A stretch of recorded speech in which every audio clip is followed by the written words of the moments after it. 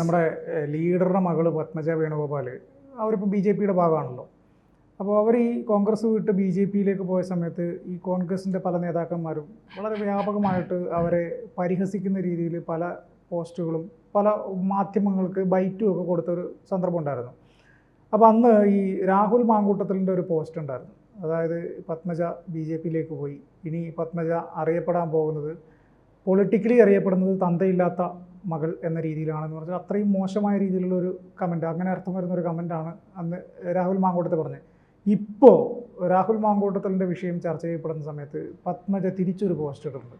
അതായത് എന്നെ അങ്ങനെ പറഞ്ഞവനാണ് ഇപ്പോൾ ഒരു പെൺകുട്ടിക്ക് തന്തയില്ലാത്ത കൊച്ചിനെ ഉണ്ടാക്കി കൊടുത്തിട്ട് ഇപ്പം അതിനെക്കുറിച്ച് അതിനെ കളയാൻ വേണ്ടിയിട്ട് ഇപ്പോൾ വിളിച്ച് പറയുന്ന ഓഡിയോ പുറത്തു വന്നിരിക്കുന്ന രീതിയിൽ ഇത് എന്താ ഇതിനെക്കുറിച്ച് നമ്മൾ പറയുക?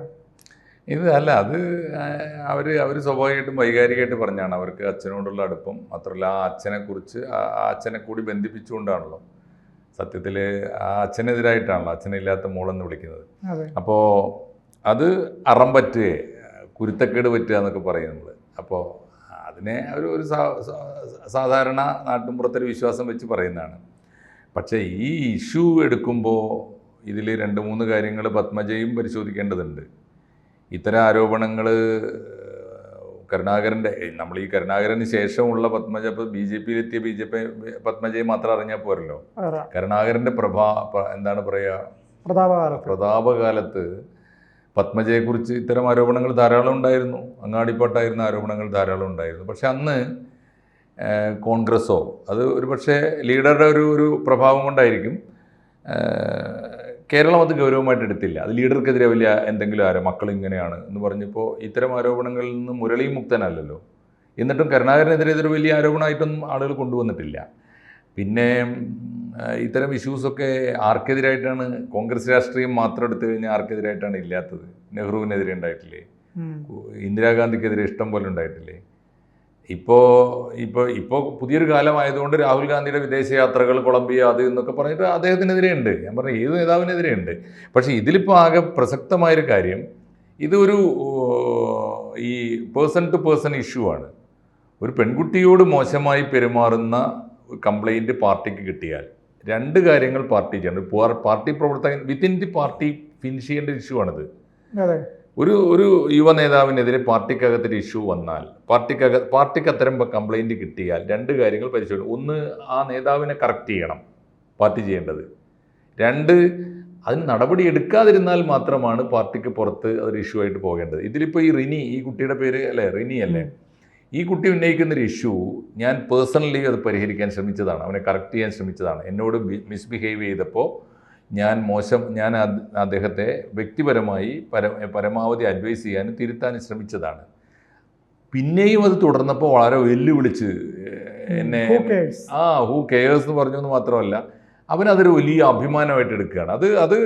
അത് ശരിയാണെങ്കിൽ തീർച്ചയായിട്ടും ഈ രാഹുൽ മാങ്കൂട്ടത്തിൽ കേരളത്തിലെ പൊളിറ്റിക്കൽ കൾച്ചറിലെ പ്രത്യേകിച്ച് യൂത്തിനെ കുറിച്ചൊന്നും കൊടുക്കുന്നൊരു ഇമേജ് വളരെ മോശമാണ്. നിനക്കറിയോ ആരാണ് അത് അല്ലാത്തത്? ഇപ്പോൾ പൊളിറ്റിക്കൽ കൾച്ചറിന് ആരാണ് ഇവിടെ പെണ്ണ് പിടിക്കാത്തത്, അല്ലെങ്കിൽ ആരാണ് പെണ്ണുങ്ങളോട് മോശമായിട്ട് പെരുമാറാത്തത്? അതിന് വേറെ കൂടി അർത്ഥമുണ്ട്. കേസ് വന്നിട്ട് പോലും എന്ത് ചെയ്യുന്നു, ഈ കേസ് കൊടുക്കടി എന്നൊക്കെ പറഞ്ഞ ഒരു വെല്ലുവിളി ഉണ്ടല്ലോ. അത് സത്യത്തിൽ മനുഷ്യത്വത്തിനും ലിംഗനീതിക്കും സംസ്കാരത്തിനും നിരക്കാത്തതാണ്. അതുകൊണ്ടാണ് ഞാൻ പുറത്ത് പറഞ്ഞത്. അവർ പറയുന്നതിനും ആ കുട്ടി, എനിക്ക് തോന്നുന്നു, ഇതുവരെ ഇത്തരം വിവരങ്ങൾ പുറത്തുവിട്ട മീറ്റു കേസുകളിൽ നിന്നൊക്കെ വ്യത്യസ്തമായി വളരെ പക്വതയോടും സൗമ്യതയോടെയും ഒരു പൊട്ടിത്തെറിയുമില്ലാതെ എന്ത് പ്രകോപനം വന്നിട്ടും പേര് പറയാതെ, എന്നാൽ ആളുകളൊക്കെ അവരുടെ മുഖത്ത് നോക്കി പേര് പറഞ്ഞിട്ടും നോ കമൻസ് പറഞ്ഞ് ഒഴിഞ്ഞു മാറുകയാണ്. അത് നന്നായി ഡീൽ ചെയ്യാൻ പറ്റിയൊരു പെൺകുട്ടിയായിട്ട് എനിക്ക് തോന്നി. എന്തായാലും ഇപ്പോൾ അവർ ഉയർത്തിക്കൊണ്ടുവന്നൊരു ഇഷ്യൂ 2-3 കാര്യങ്ങളിലേക്ക് പോകുന്നുണ്ട്. ഒന്നുകിൽ നമ്മൾ വ്യക്തിപരമായ ഇഷ്യൂവിനെ, പബ്ലിക് ലൈഫും പ്രൈവറ്റ് ലൈഫും വേറെ കാണണം.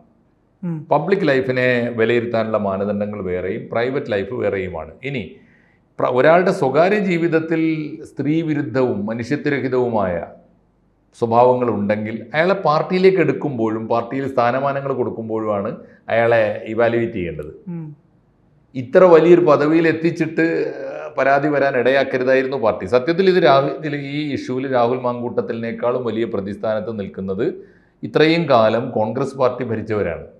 ഷാഫി പറമ്പിലൊക്കെ ഉണ്ട് അതിനകത്ത്. ഷാഫി പറമ്പിലിന്റെ അടുത്ത് പരാതി പറഞ്ഞിരുന്നു എന്നാണ് പറയുന്നത്. അങ്ങനെയാണെങ്കിൽ ഷാഫി പറമ്പിലൊക്കെ അതിൽ വലിയ കുറ്റവാളിയാണ്, യാതൊരു തർക്കമില്ല. ഷാഫി പറമ്പിലായിരുന്നല്ലോ അദ്ദേഹത്തിന് തൊട്ടു മുമ്പ് യൂത്ത് കോൺഗ്രസിന്റെ പ്രസിഡന്റ് ആയിരുന്നത്. ഷാഫി പറമ്പിൽ അത് പരിഹരിക്കേണ്ടതാണ്. വേറൊരു കാര്യം എന്താണെന്ന് വെച്ചാൽ, ഇപ്പോഴെങ്കിലും ഇത് ഇഷ്യൂ ആകുന്നത് ഈ കുട്ടി ഇത്ര ബോൾഡായിട്ട് പറഞ്ഞിട്ടാണ്. ഇത്രയും കാലം കാത്തിരുന്നിട്ടെങ്കിലും പറഞ്ഞല്ലോ. ഇതിന് സമാനമായ ഇഷ്യൂ ഇപ്പോൾ DYFIയിലും SFIയിലും ഒക്കെ ഞാൻ ഉയർന്നു കേട്ടിട്ടുണ്ട്. പല ലീഡേഴ്സിനെ കുറിച്ചും കേട്ടിട്ടുണ്ട്. എന്നോട് പറഞ്ഞിട്ടുണ്ട്, മാഷെ ഇന്നിപ്പോൾ ഇതേമാതിരി വളർന്നു വന്ന് മോന്തായം മുട്ടി നിൽക്കുന്ന വലിയൊരു യുവ നേതാവിനെ കുറിച്ച് മലപ്പുറത്തെ SFIയിലും DYFIയിലും ഒക്കെ പ്രവർത്തിക്കുന്ന പെൺകുട്ടികൾ എന്നോട് പറഞ്ഞിട്ടുണ്ട്, മാഷെ കമ്മിറ്റിക്ക് പോകാൻ വയ്യ ആ വൃത്തിയിട്ടവനെ കൊണ്ട് എന്ന് പറഞ്ഞിട്ടുണ്ട്. പക്ഷെ അവരൊന്നും അത് റേസ് ചെയ്ത് കൊണ്ടുവന്നില്ല, പാർട്ടിക്കെതിരായിട്ട് പരാതിയായിട്ട് കൊണ്ടുവന്നില്ല. കൊണ്ടുവന്നപ്പോഴൊക്കെ എന്താ ഉണ്ടായത്? ഇപ്പോൾ കണ്ണൂരിൽ നിന്നാണ് ഇപ്പോൾ P ശശിക്കെതിരെ ഒരു പെൺകുട്ടി പരാതി, അതൊരു MLAയുടെ മോളായിട്ട് പോലും എന്താ സംഭവിച്ചത്? അപ്പോൾ രാഹുൽ മാങ്കൂട്ടത്തിന് ആത്മവിശ്വാസം കൊടുക്കുന്ന കാഴ്ചകൾ അപ്പുറത്തും ഇപ്പുറത്തും ഒക്കെ ഉണ്ട്. അതൊന്ന്. രണ്ട്, ഈ പാർട്ടിക്കകത്തുള്ള ഇഷ്യൂസ് സെറ്റിൽ ചെയ്യാനും എതിരാളികളെ അവസാനിപ്പിക്കാനും ഇത്തരം ഇഷ്യൂസ് നന്നായിട്ട് ഉപയോഗിക്കുന്നുണ്ട് പെൺ കേസുകൾ. ഇപ്പോൾ ഞാൻ മനസ്സിലാക്കുന്നത്, സന്ദീപ് വാര്യരെ BJPയിൽ നിന്ന് കുത്തി പുറത്ത് ചാടിക്കാൻ BJPയിലെ ഒരു വിഭാഗം കൊണ്ടുവന്നൊരു പ്രധാനപ്പെട്ട ഇഷ്യൂ തൃശ്ശൂരിലൊരു പെൺ കേസാണ്. അതിനെക്കുറിച്ച് സത്യസന്ധമായി ഞാൻ അറിഞ്ഞത്, അവർ തമ്മിലൊരു ആത്മാർത്ഥമായ ഫ്രണ്ട്ഷിപ്പ് ഉണ്ട്, നല്ല റിലേഷനാണ് ആയിരുന്നു അത്.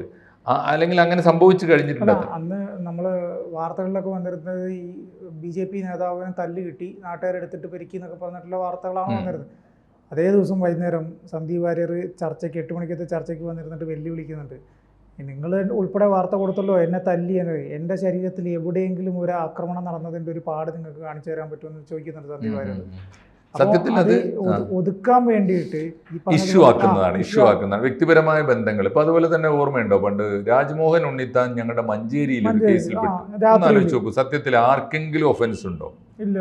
അദ്ദേഹത്തിന്റെ രാഷ്ട്രീയ പ്രവർത്തനത്തിൽ വാക്കുകൊണ്ടോ പ്രവൃത്തി കൊണ്ടോ കേരളത്തിനോ രാജ്യത്തിനോ നിരക്കാത്ത വല്ലതും ഉണ്ടെങ്കിൽ അത് ഒഫൻസാണ്. അതേ സമയത്ത് അദ്ദേഹത്തിൻ്റെ രാഷ്ട്രീയ പ്രവർത്തനമൊക്കെ കഴിഞ്ഞിട്ട് ഒരു യാത്ര പോകുമ്പോൾ അദ്ദേഹത്തിൻ്റെ കൂട്ടുകാരിയോ പാർട്ടി പ്രവർത്തകയോ അനുയായിയോ ആരാണ് അവർ കൂടെ ഉണ്ട്. അവർ രാത്രിയിൽ മഞ്ചേരിയിൽ വന്നിട്ട് അവർക്ക് പരിചയമുള്ളൊരു വീട് വാടക കൊടുത്തോ കൊടുക്കാതെ അവിടെ താമസിക്കുന്നു. ഇതറിഞ്ഞു വന്നിട്ട് സ്വാഭാവികമായിട്ടും മദ്യപാനശീലമുള്ള ഒരാൾ എന്നുള്ളത് അദ്ദേഹം മദ്യപിച്ചിട്ടുണ്ടാകും. ആ സമയത്ത് അവിടെ DYFIക്കാരും NDFകാരും ഒക്കെ കൂടി വളഞ്ഞിട്ടാണ്. അപ്പോൾ സദാചാരം എന്ന് പറയുന്ന ഒന്ന് ഈ പൊതുപ്രവർത്തകർക്ക് നേരെ വരുമ്പോൾ എല്ലാവരും ഓർക്കേണ്ട ഒരു കാര്യം, ഇപ്പോൾ രാഹുൽ മാങ്കൂട്ടത്തിൽ ഈ പറഞ്ഞതും കേട്ടതും ഒക്കെ ശരിയാണെങ്കിൽ, അതുപോലെ ഒരു കുട്ടിയോട് ഒരു കുട്ടി മീൻസ് ഇന്നത്തെ ആധുനിക കാലത്ത് ഒരു റിലേഷനിൽ നിന്നൊരു കുഞ്ഞുണ്ടാവുക എന്നൊക്കെ പറയുന്നത് പോലും ഇറസ്പോൺസിബിലിറ്റിയുടെ അങ്ങേയറ്റമാണ്. ആ കുട്ടിയുടെ ഭാവിയെക്കുറിച്ചൊന്നും യാതൊരു ആശങ്കയില്ലാതെ ഒരു റിലേഷൻ കീപ്പ് ചെയ്തു തന്നെ അർത്ഥം. എന്നിട്ട് അവരോട് മോശമായി പെരുമാറുകയും അവരെ ആക്ഷേപിക്കുകയൊക്കെ ചെയ്യുന്ന ആ ശബ്ദം അദ്ദേഹത്തിൻ്റെ തന്നെ തോന്നുന്നുണ്ട്, പുറത്തു വന്ന ശബ്ദം വെച്ചിട്ട്. അപ്പോൾ അങ്ങനെ വരുമ്പോൾ ഇതിൽ ഓർക്കേണ്ടത് ഇന്ന് ഞാൻ നാളെ നീ എന്ന് പറയില്ല. ഇതെല്ലാവർക്കും ബാധകമാണ്, എല്ലാ പാർട്ടിയിലും ഉണ്ട്.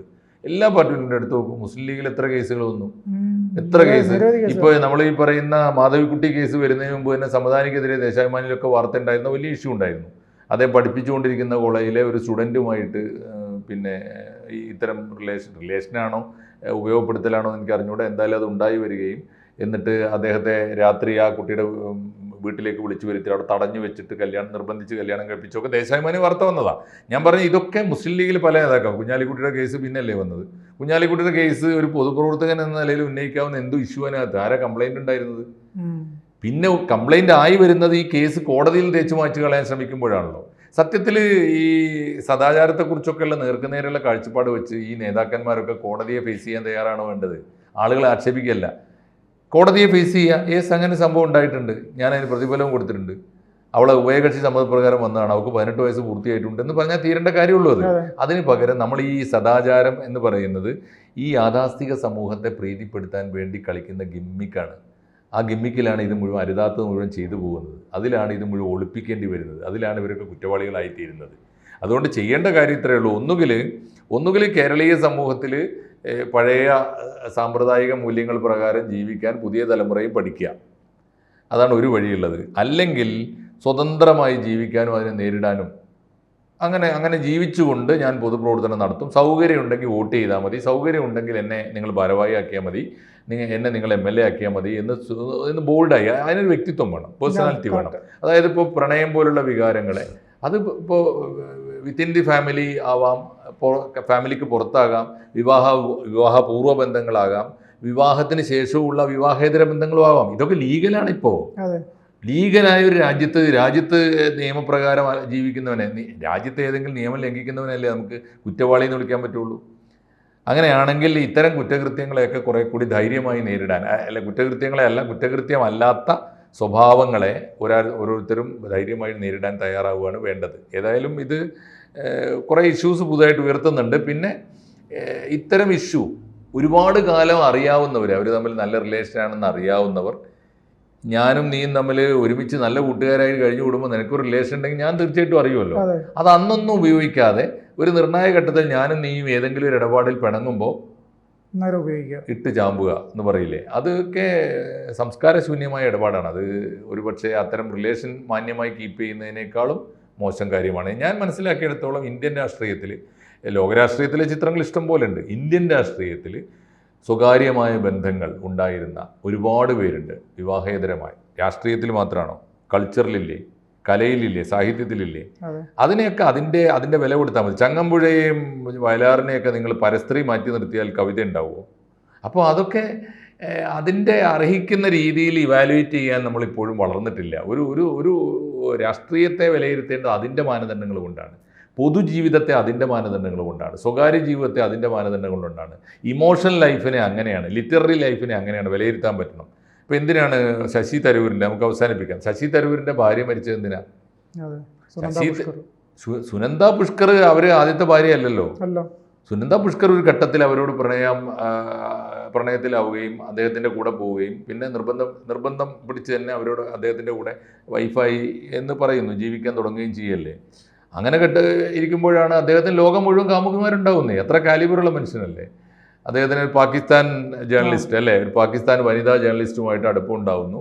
അത് ഇവർ കണ്ടുപിടിക്കുന്നു, എന്താ പേര് ഞാൻ പറഞ്ഞു. എന്തായാലും അത് കണ്ടുപിടിക്കുമ്പോൾ അവർ ഓർക്കേണ്ട കാര്യമുണ്ട്. ഇന്ന് ഞാൻ നാളെ നീ. ഇന്നലെ അവർ ചെയ്ത അതേ കാര്യം തന്നെയാണ് ശശി തരൂരിനെ പ്രണയിക്കുക എന്ന് പറയുന്നത്. ഒരു പെണ്ണിന് മാത്രം സാധ്യമായ കാര്യമല്ല, ആർക്കും. ശശി തരൂരിന് ആരെയും പ്രണയിക്കാമെങ്കിൽ തിരിച്ച് ലോകത്തിലെ ഏത് സ്ത്രീക്കും അങ്ങനെ ആകാമല്ലോ.